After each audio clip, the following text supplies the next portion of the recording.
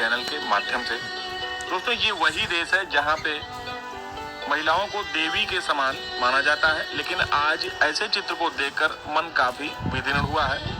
निश्चय ही यह दृश्य किसी बड़े घराने के उत्साह के माहौल का हिस्सा है, किंतु मेरी नजर में इससे दुखद दृश्य और कोई हो ही नहीं सकता।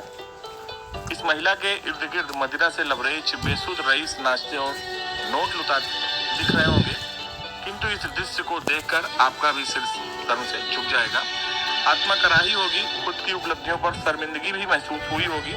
हमने कहीं पढ़ा था कि जापान में यदि कोई गर्भवती महिला सड़क से गुजरती है तो लोग उसकी हालत को देखकर शोहरत, उसके जाति धर्म, उसके अमीरी गरीबी की सीमाओं से अलग एक पालनहार की भूमिका में देखते हुए उसे तुरंत रास्ता दे देते हैं। उसके सम्मान में सिर से टोपी तक उतार देते हैं। वो जानते हैं कि यह स्त्री जापान का भविष्य अपने गर्भ में लेकर चल रही है। इनकी देखभाल करना हमारी सबकी जिम्मेदारी है। कौन जानता है यह बच्चा कल देश का बहुत बड़ा चिकित्सक, साहित्यकार, राजनेता, म्यूजिशियन, एक्टर, स्पोर्ट्समैन बने, जिससे देश पहचाना जाए। कभी चार्ली चैपलिन, हिटलर या नेपोलियन या लेनिन या कैनेडी या लिंकन या मार्टिन लूथर किंग या गांधी या अम्बेडकर भी ऐसे ही गर्भ के भीतर रहे होंगे। यह हम सबका कर्तव्य ही नहीं अपितु जिम्मेदारी है कि हमें जापानियों की भांति गर्भ और गर्भवती स्त्री का सम्मान करना चाहिए।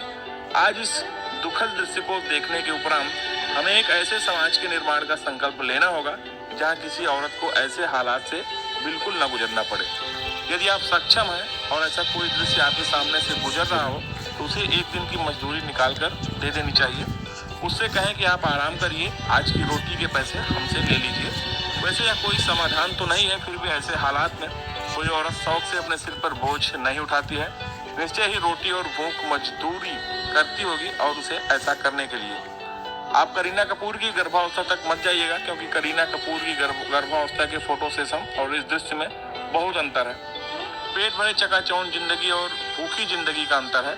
कितना दुखद है, आजादी के इतने सालों बाद भी हमें ऐसे दृश्य देखने पड़ते हैं। यह दृश्य किसी भी सभ्य समाज के चेहरे का नकाब उतार लेती है। सरकारों के सारे दावे तामझाम को एक पल में मठिया मेट करके रख देती है। एक राष्ट्र, एक देश एक मजबूत जंजीर की भांति होता है और उसे जंजीर की मजबूती जंजीर के सबसे कमजोर कड़ी पर निर्भर होती है, और निश्चय ही यह दृश्य वही कमजोर कड़ी है। अतः इस जंजीर अर्थात देश को मजबूत बनाना है तो हर योजना, हर नियम और कानून इन कमजोर कड़ियों को ध्यान में रखकर बनाना होगा।